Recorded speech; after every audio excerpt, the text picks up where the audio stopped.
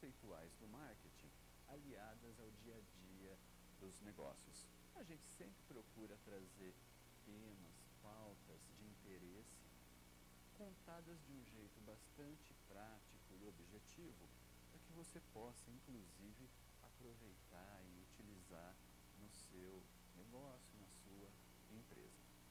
O nosso programa é ao vivo, você pode participar dele enviando questões através do e-mail alvivo@tvgz.com.br e também pode nos acompanhar na nossa página no Facebook, Marketing do Ideal ao Real, e no Twitter, Ideal ao Real.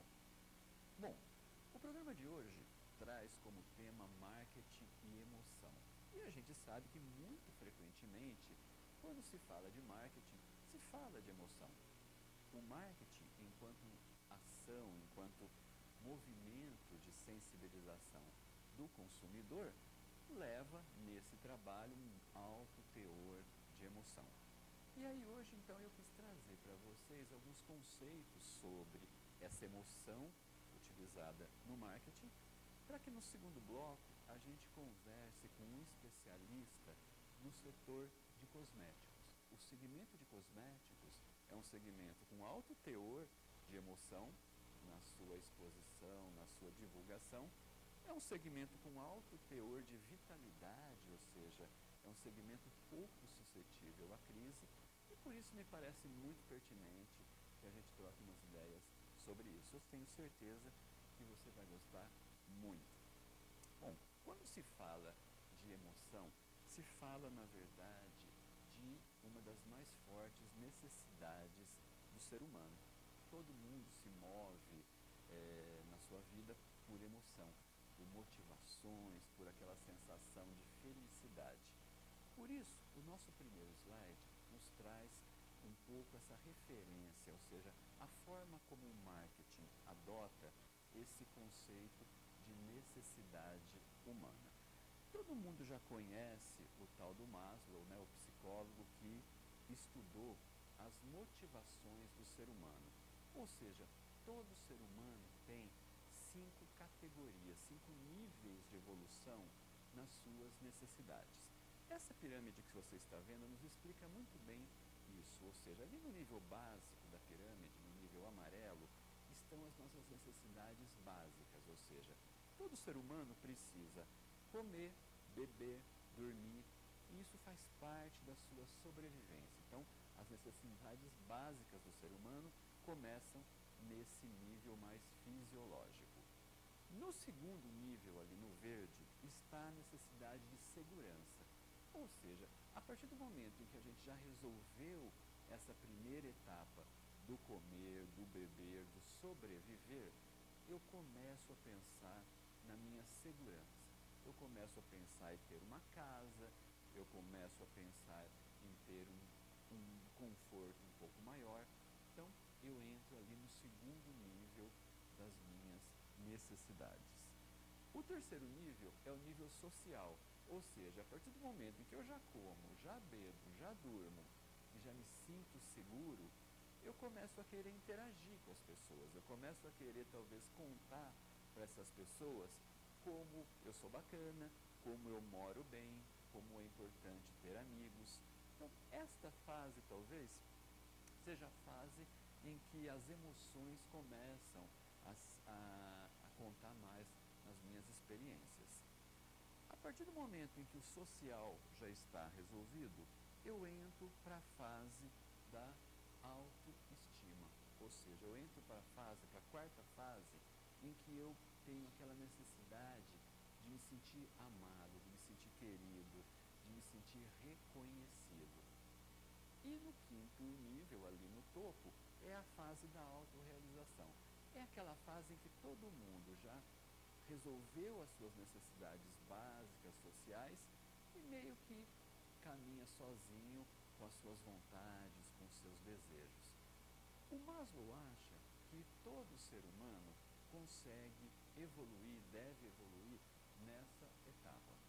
Ou seja, começando no básico e indo ao elementar. Para o marketing, isso é muito importante Porque toda vez que a gente define uma oferta, define um benefício, define uma diferenciação do produto, é importante que a gente perceba em que estágio está o nosso público-alvo. E qualquer produto, qualquer oferta, qualquer marca pode e deve ter benefícios ligados a qualquer um desses 5 níveis. Então, toda vez que se fala sobre satisfação, toda vez que se fala sobre a emoção de uma marca, de uma comunicação, é importante que a gente então categorize no sentido de dar aquela resposta. Que necessidade básica, que necessidade fisiológica a minha marca, o meu produto resolve? Que necessidade de segurança, que necessidade social e assim por diante. É importante que a gente questione isso, porque a sensibilização do consumidor normalmente acontece em 3 canais. O nosso próximo slide nos traz de maneira sucinta esses 3 canais. Toda vez que a gente fala sobre sensibilização de consumidor, se fala sobre a possibilidade de atingi-lo pelo bolso, ou seja, com algo mais concreto, objetivo, pelo coração, através de emoções, ou pelo cérebro, através de experiências. Qualquer relação entre uma marca e o seu consumidor passa necessariamente por esse estágio evolutivo. Ele começa com questões ligadas a números, preço, oferta, e normalmente as empresas adotam esse referencial para conquista, né? Então é aquela fase em que você dá o desconto, em que você fala da oferta, em que você motiva o consumidor a ir até a sua loja. Na loja, além de confirmar essa questão do preço, ele também precisa ser sensibilizado pela emoção. A emoção de um bom atendimento, emoção de uma comunicação bacana, enfim. E por fim, a oferta acaba estimulando o cérebro, ou seja, a boa experiência que esse consumidor vai ter e que o motiva então a se transformar em cliente. Então, pessoal, toda vez que a gente desenhar o estímulo, a referência, o benefício da sua oferta, é importante que você consiga responder por que canal do consumidor você está se relacionando. Ou seja, a minha oferta é uma oferta ligada ao bolso, ao coração ou à mente. Ok? Bom, quando se fala de ofertas ligadas a bolso, o nosso próximo slide nos traz aí 3 pistas, 3 referências normalmente adotadas. Toda vez que a gente oferece números ao consumidor, a gente oferece então preço. Normalmente as empresas começam a sua relação com os seus consumidores falando de preço. Eu sou barato, eu sou promocional, eu sou Black Friday, né? A semana que vem a gente vai viver aí uma grande experiência de descontos batizada como Black Friday. Enfim, a gente entende que o consumidor vai olhar para o nosso estímulo através de números. Além dos preços, os descontos também são uma grande ação para essa sensibilização. A vantagem concreta que você tem para fazer essa primeira compra. E também o parcelamento. Muito frequentemente, o preço às vezes não é tão bom, mas o parcelamento acaba nos permitindo essa aquisição. Então, normalmente as empresas, quando se relacionam com os seus consumidores através do bolso, adotam uma dessas 3 estratégias, ou oferecendo bons preços, ou oferecendo desconto, ou oferecendo parcelamento. A gente sabe que são grandes estratégias de aquisição, mas normalmente não são boas estratégias para retenção, para fidelização dos clientes. Por isso, a gente sempre recomenda que a empresa, que a marca avance nessa relação e possa também oferecer emoções.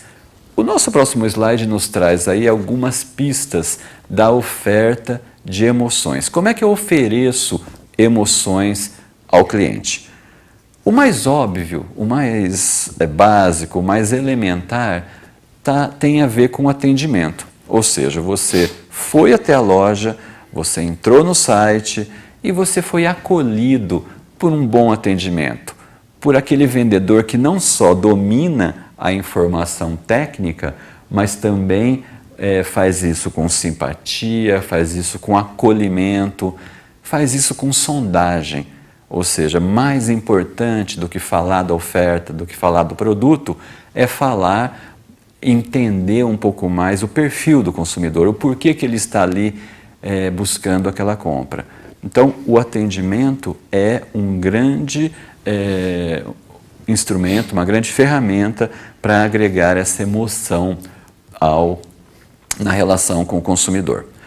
Bom, além do atendimento, a gente sabe que cada vez mais o ponto de venda também agrega essa emoção, né? Muitas vezes o ponto de venda se torna aí uma área de experiências, de degustação, de vivência, e por isso ele tem sido visto como uma grande ferramenta estratégica na alavancagem da venda.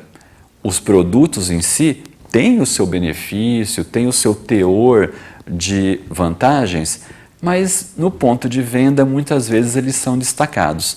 Então, sempre é importante prestar muita atenção, não só no produto, mas cada vez mais no ponto de venda.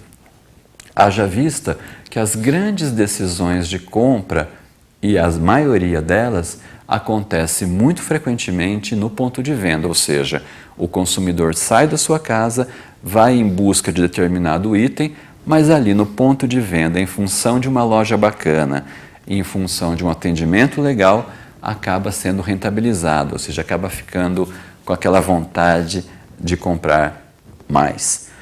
E além do atendimento e além do ponto de venda, a comunicação também sempre agrega essa emoção, ou seja, aquela propaganda bacana que você viu na TV, aquela peça na revista e até a internet, que levantam informações, levantam referências capazes de te motivar ao ponto de venda.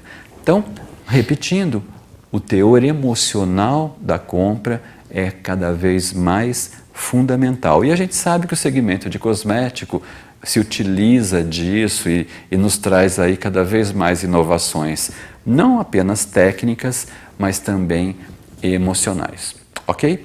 Bom, falamos dos estímulos de bolso, né? Falamos dos estímulos de números, falamos dos estímulos emocionais.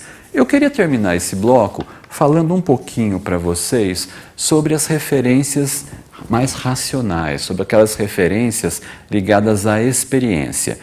O nosso próximo bloco, slide, nos fala sobre 3 dessas ofertas. Ou seja, toda vez que eu falo sobre experiências, toda vez que eu falo sobre a possibilidade de dar para esse meu consumidor um estímulo mais cerebral, eu estou falando de benefícios, da minha capacidade em entender aquele cliente que entrou na minha loja e oferecer a ele um benefício efetivo em função do perfil. Tem muito a ver com a pirâmide do Maslow, que a gente começou no bloco, mas tem sobretudo a ver com a capacidade de sondar esse cliente, de perceber a real motivação dele. Não é fácil fazer isso normalmente não é feito de maneira imediata, mas é importante que a gente perceba que faz parte dessa evolução do relacionamento. Um relacionamento que começou com o bolso, porque todo mundo gosta de um desconto, evoluiu para um atendimento simpático e motivou esse cliente talvez a se abrir um pouco mais e a contar um pouco mais das suas motivações. Por isso, sempre foque esforços, sempre treine a sua equipe, sempre desenvolva esse olhar ligado à sondagem e ligado à oferta de benefícios. Além dos benefícios, a oferta de experiências também acontece no ponto de venda. É o ponto de venda que é capaz de motivar o consumidor àquela degustação, àquela pergunta ou àquela questão em que, aquela carência muitas vezes.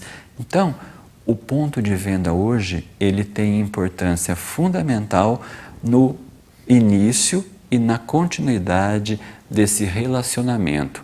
Ou seja, que a tua loja, que o teu site, que o teu espaço de venda possa criar estímulos para esse relacionamento. Além do ponto de venda, o atendimento sempre, ou seja, o atendimento ele precisa não só ser emocional, mas também ser racional, ser cerebral.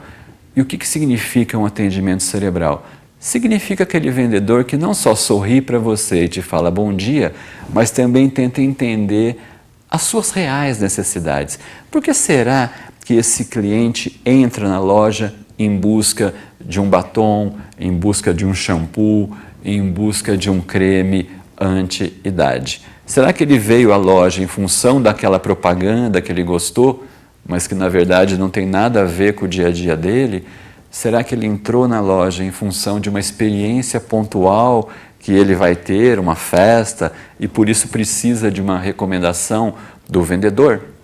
Então, a ideia desse atendimento relacional é que ele seja capaz não só de sondar a necessidade do cliente, mas recomendar a esse cliente o produto mais adequado naquele momento. Que não tem a ver com preço, tá? Muitas vezes o atendimento acaba se ligando a preço. Compra, está um bom preço, está mais barato. Enfim, o preço é um elemento forte na decisão de compra, mas cada vez mais esse apelo comercial precisa sair do bolso, passar pelo coração e subir para o cérebro. É o cérebro, na verdade, que fideliza clientes. Nenhuma ação de relacionamento avança se for sustentada só pelo bolso. O consumidor gosta de bons preços, mas ele vai te comparar e te posicionar no mercado na medida em que você tiver um bom trabalho de emoção e de benefícios. Ok? Pessoal, em síntese, essas são as referências básicas sobre o marketing e a emoção. Não sai daí, a gente já volta com um bate-papo bem legal sobre isso.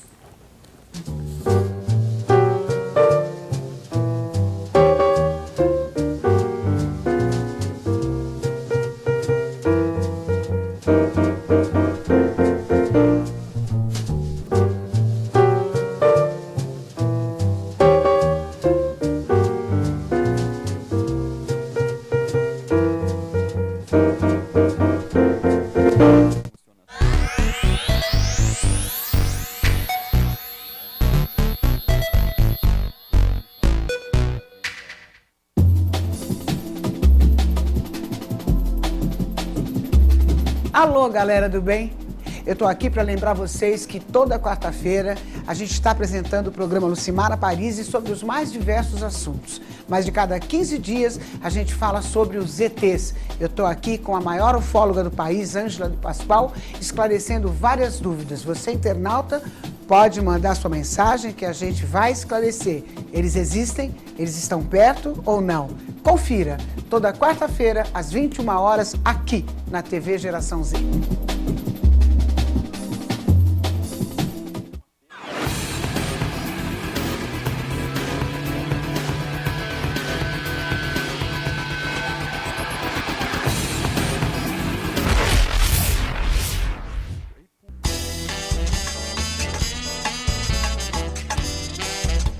Olá, eu sou Amanda Pereira. Quarta-feira, às 19 horas, ao vivo, aqui na TV GZ, nós temos um encontro marcado. É o nosso Happy Hour, o nosso programa Atualidade TV. Com um olhar para a mulher contemporânea, atual, múltipla, ou para você que quer entender um pouquinho mais essa mulher.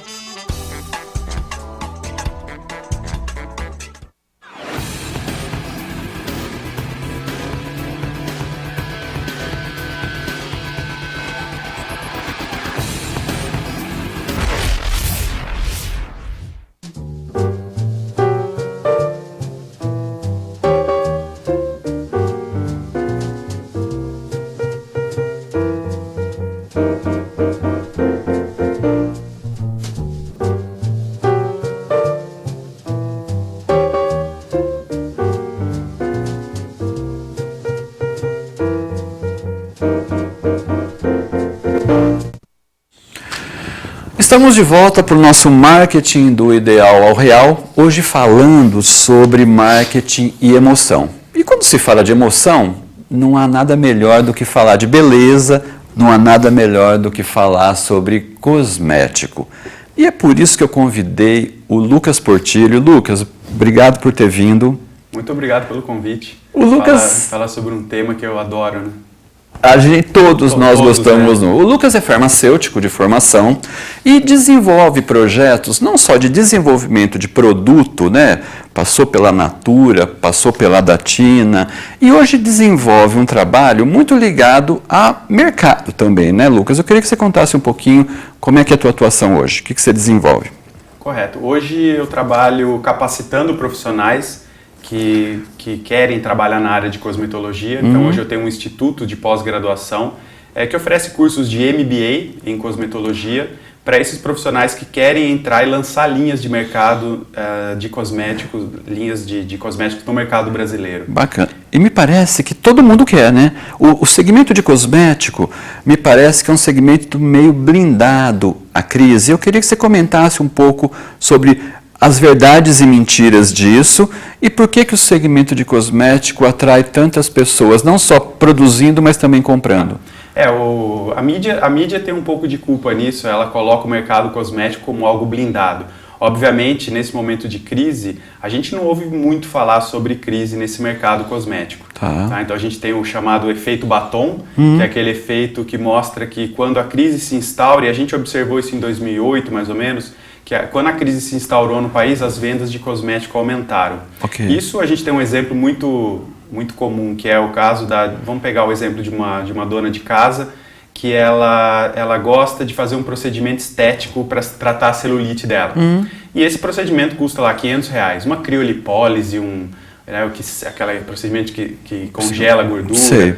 E aí, só que nesse momento de crise, o marido dela fala para ela, olha, vamos economizar um pouquinho? Tá aí no jornal, a crise se instaurou. Então essa dona de casa, ela fala, bom, R$500 eu não vou gastar realmente, mas R$200 eu vou investir num produto para tratar a minha celulite. Okay. Então aquela bisnaga daquele gel anticelulite que ela não usava antes, ela começa a comprar a partir do momento que ela ouviu falar sobre a crise. Entendo. E respondendo sua pergunta sobre o mercado que todo mundo quer entrar, todo mundo quer entrar. Eu como presto consultoria para desenvolvimento de linhas, a todo momento a gente recebe pessoas, né, que, olha, desde aquele empresário que está com dinheiro para investir, desde pessoas que sonham, eu tenho um produto, eu desenvolvi no passado, ele faz muito sucesso, acho que eu vou ficar milionário com isso. Entendo. Aí, essa efervescência do setor faz com que ele também ofereça variações, segmentações, enfim, como é que você avalia o momento do setor do ponto de vista de diversidade de produtos? Tudo. Porque cada dia tem uma novidade, né? Outro dia eu vi um batom efeito Angelina Jolie, que é um batom que deixa o seu lábio maior, enfim, como é que você vê essa variedade? Bom, a variedade é infinita na cosmetologia. No mercado de cosméticos a gente tem produto para todos os nichos, né?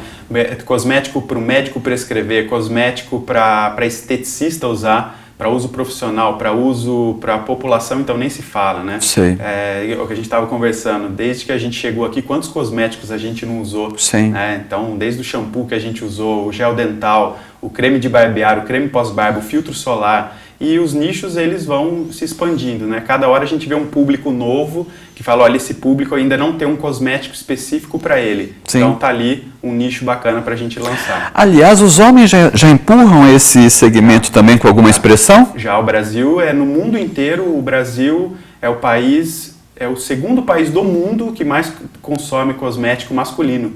Então os homens estão perdendo um pouco o medo de usar cosméticos, e não só, não digo só usar o creme de barbear e o shampoo. Os homens já estão usando, por exemplo, base, né, tonalizante. Então, antigamente era inviável você dar uma bisnaga de um creme com base, aquele creme com cor, okay, né, para um homem utilizar. Hoje, né, muitos já utilizam esse creme para disfarçar, fazer um disfarce óptico, né, um disfarce das rugas, de poros dilatados. Você falou que o Brasil é o segundo país nos quais o homem tem uma performance em consumo. Sim. O primeiro é os Estados Unidos? Primeiro, Estados Unidos. Entendi. Lucas, esse apelo de idade, esse apelo de rejuvenescimento, me parece também que é o principal apelo usado pelo setor na motivação de compras. Eu queria que você me dissesse se é verdade, se você concorda com isso. E se isso é um fenômeno brasileiro, ou se em geral, assim, todo mundo quer cosmético para ficar mais novo, ou se existem outros estímulos? Sim, o jovem para sempre é uma promessa que o cosmético sempre dá e é muito bem visto. Mas a primeira categoria que vende mais no Brasil é perfumaria. Todo mundo quer primeiro, quando a gente pensa em cosmético... um cheirinho. Exatamente, né? Tá. Então, o Brasil, no mundo inteiro, o Brasil é o primeiro mercado cosmético do mundo de desodorante e produtos para fragrâncias, perfumes. Tá. Então, Aí o segundo é anti-idade. O segundo estímulo é o anti-idade. Você falou que o primeiro é perfume, o segundo é o anti-idade. Não, o anti-idade não é o produto que mais vende no Brasil. Entendo. Não é o que mais vende. E a questão ligada à saúde? Me parece também que as pessoas não se cuidam muito de dentro para fora, e eu estou falando de aspectos nutricionais, e aí acabam tentando compensar isso de fora para dentro. Sim. Isso é uma verdade? Isso é uma tendência? Uma tendência é mudar. A tendência é que as pessoas comecem a ter o cuidado fora e dentro. Por isso nasceu o termo nutricosméticos. Né? O termo nutricosméticos, ele vem através de suplementos que a gente faz a ingestão para ter o benefício sinérgico tanto daquele produto que você passa tópico. Então hoje a gente passa um cosmético na pele para melhorar a hidratação ou diminuir as rugas, mas a gente também pode fazer a ingestão de um suplemento que também estimula o colágeno e também vai ter um efeito de reduzir as rugas ou melhorar o crescimento do cabelo. Então essa tendência de se cuidar fora já é clássica no Brasil, mas a tendência de tomar algum suplemento, fazer ingestão de suplemento, né, para ter a melhora da pele, cabelo, também é uma realidade e está aumentando muito rápido no Brasil. E você está falando de um produto já varejista, passível de ser comprado numa farmácia sem receita, ou isso já é uma prescrição, ainda é uma prescrição médica? Os dois casos, existe a prescrição e existem já os produtos de venda livre para o consumidor que quer fazer o uso de um produto, uma cápsula, né? E aí daí nasceu o termo nutricosmético, que na verdade é um alimento. Sim. Né? Mas a gente batizou isso de nutricosmético porque é algo que você toma e tem um benefício tópico. É sério? É verdade? Com mesmo certeza. Ou ele é mais emocional do que técnico? Não, em alguns casos ele funciona até mais do que o tópico. É mesmo, em alguns rapaz? casos, sim. E com a grande maioria, né? Tem produtos sérios e tem os produtos que não são sérios. Okay. Mas a grande maioria, né, que estão sendo divulgados, eles têm embasamento científico, né, de comprovação que realmente fazendo a ingestão você tem o benefício tópico do produto. Queria que você contasse um pouquinho para a gente oportunidades, ou seja, na medida em que o segmento é efervescente, que cada vez mais se diversifica, que oportunidades de negócio surgem dentro da cosmetologia? O nosso programa é muito visto, Lucas, por pequenos empresários. Gente que está com o seu negócio, mas que está sempre em busca de uma oportunidade. Dá para falar alguma coisa sobre oportunidades, tendências? Dá. O mercado cosmético hoje, como eu falei, eu recebo todos os dias, né, pessoas querendo lançar novas linhas. É a primeira pergunta que a gente faz. Onde você vai vender esse produto? Tá? Então é muito importante que se a pessoa tem um canal de venda, a chance dela ter um sucesso após o lançamento dessa linha de cosméticos é muito grande. O que a gente vê hoje, que eu sempre alerto as pessoas, não entre nesse mercado se você não tem como vender, não tem um canal já pronto para colocar o seu produto. Porque uma ideia boa todo mundo tem. A gente recebe muito isso, fala, olha, eu tive uma ideia, eu quero fazer um produto que faz isso com o cabelo, ou que diminui a mancha mais rápido, ou que some com a celulite. Fala, pô, bacana a sua ideia, eu consigo desenvolver o seu produto, sim. Mas e aí, depois que você desenvolver, onde que você vai vender esse produto? E aí que a pessoa trava. E quando ela trava, a gente fala, melhor você economizar o seu dinheiro nesse momento. Né? Isso me parece meio estrutural, né? Porque o empresário brasileiro tem um olhar de fábrica, né? Existe aquela coisa de eu gosto, eu quero, e muitas vezes a motivação é porque ele gosta, eu usei, gostei, talvez o mercado veja sentido, mas alguma dificuldade em passar da porta para fora, né? Exatamente, é isso mesmo. Então é muito aquela emoção de por exemplo, olha, eu vou dar um exemplo, um exemplo de clientes de farmácias de manipulação, também é um mercado que eu atuo muito perto, que é um mercado que tem muitos cosméticos para oferecer para a população. Sim. Tem muitas farmácias que tem lá um produto que faz muito sucesso, um creme para os pés. Olha, vende muito aqui, Lucas, na minha farmácia, eu queria lançar essa linha industrializada. Eu falo, ok, onde você vai vender? Ela fala, bom, será que se eu vender só na minha farmácia? Bom, se for só para vender na sua farmácia, continue, né, vendendo, fazendo o seu produto só manipulado. Então, existe essa deficiência ainda da visão do empresário de como colocar esse produto no mercado. Tem gente que tem aquela ilusão, fala, eu vou levar numa rede de supermercado, essa rede vai querer colocar meu produto lá. Bom, você vai ter dinheiro para bancar, colocar o seu produto na gôndola, na altura certa, né? Porque o seu produto vai ficar ali embaixo na gôndola. Entendo. Né? Então... E você está me dizendo isso também porque o ponto de venda cada vez é mais importante nessa decisão de compra?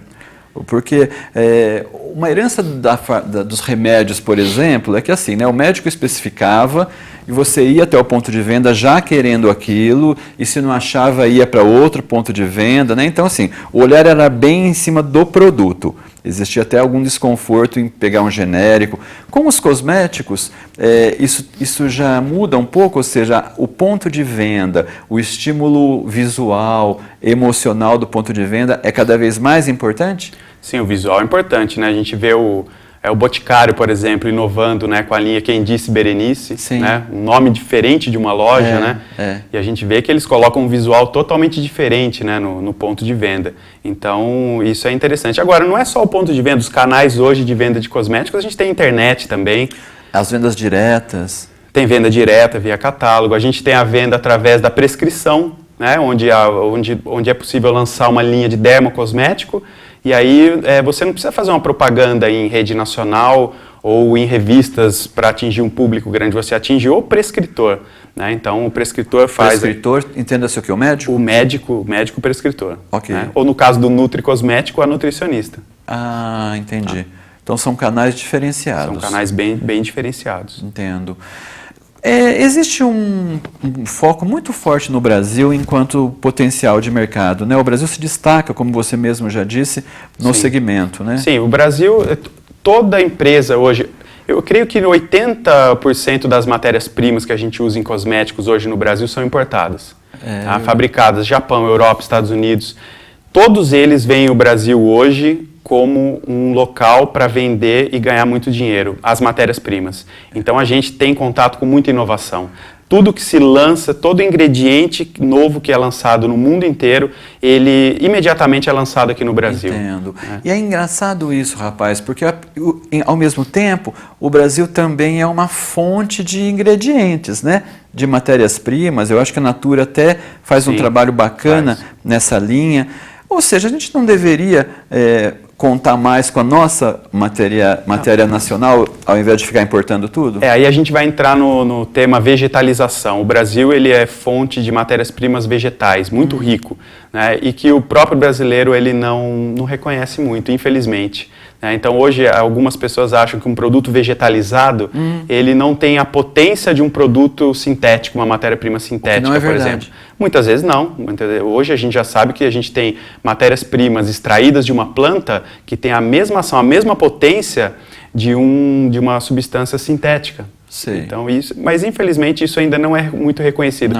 Eu tenho exemplos de empresas que trabalham com produtos vegetalizados que vendem mais para fora do Brasil do que no próprio país. Que loucura isso. Exatamente. Talvez seja um desafio de comunicação aí, ou existe problema de produção também? Porque muito se diz também que o produtor não tem escala, não tem padrão de qualidade, então isso acaba inviabilizando o fornecimento. Eu acho que o consumidor não entende muito o que está acontecendo por trás. Ele gosta mesmo daquela coisa tecnológica, né? Então eu vejo que o brasileiro ele olha o extrato que vai tratar a ruga como se fosse alguma coisa muito fraquinha.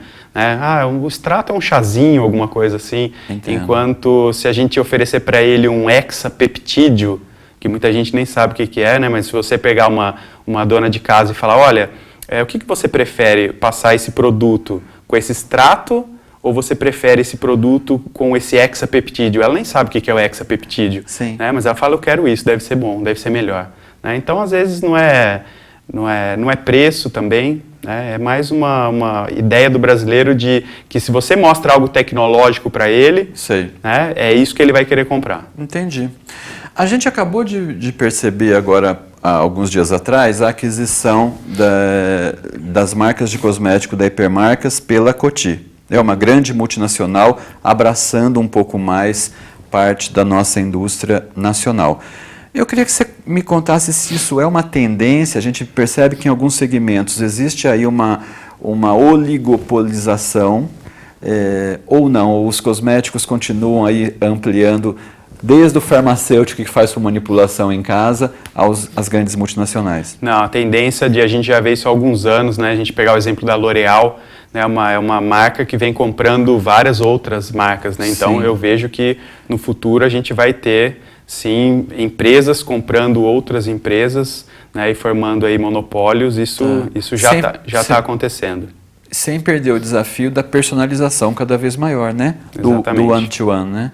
Você comentou comigo sobre algumas linhas que têm surgido de maneira muito pessoal, né, muito eficaz naquele indivíduo, né, no nível celular desse indivíduo, né? Sim.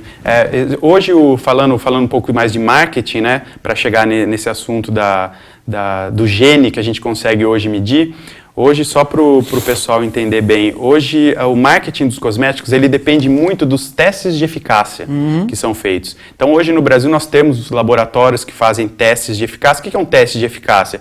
É um teste que você, por exemplo, passa um creme na ruga e você consegue medir em quanto tempo aquela ruga diminuiu. Né? Redução de rugas em 14 dias, por exemplo. Legal. Né? Então quem faz isso?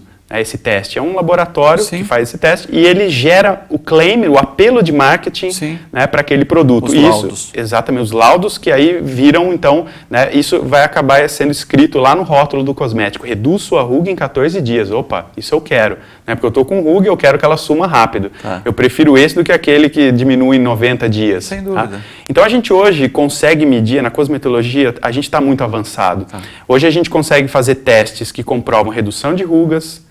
Eu consigo medir, tirar uma foto de dentro da pele e mostrar o colágeno da minha pele, se ele diminuiu ou aumentou. Entendo. Né? Obviamente que a gente quer que ele aumente depois Lógico. que a gente usa um produto. Tá bom. E a gente está além disso, a gente hoje tem testes que conseguem medir o gene.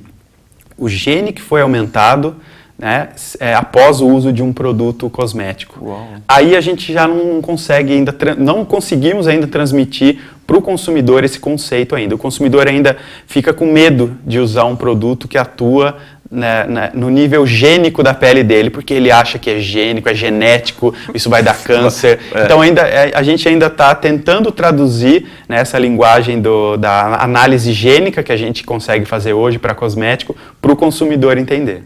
Sair dos laboratórios e ir para as campanhas. Exatamente. Luca, o nosso tempo está acabando. Eu queria agradecer muito a tua presença, a tua atenção.